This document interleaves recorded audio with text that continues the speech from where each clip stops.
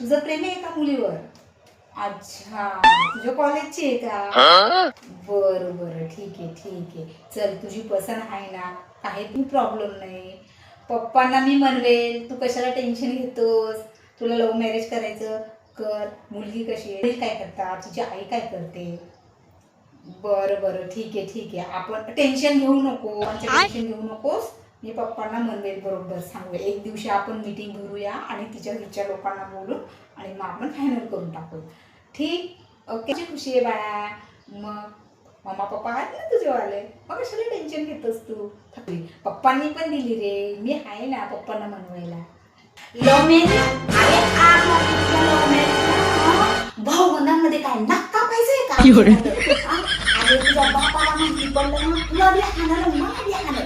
कसलं love marriage? आपण कधी लव्ह मॅरेज केलेली? लव्ह मॅरेज कोणती गदरी?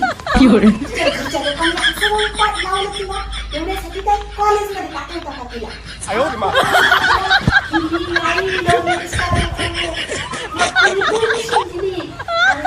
बाबाचं नाव काय, गाव काय?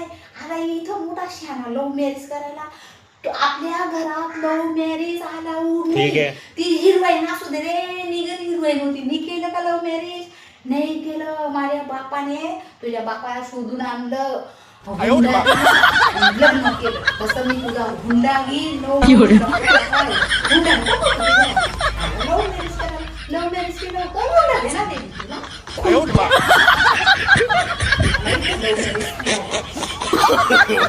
No.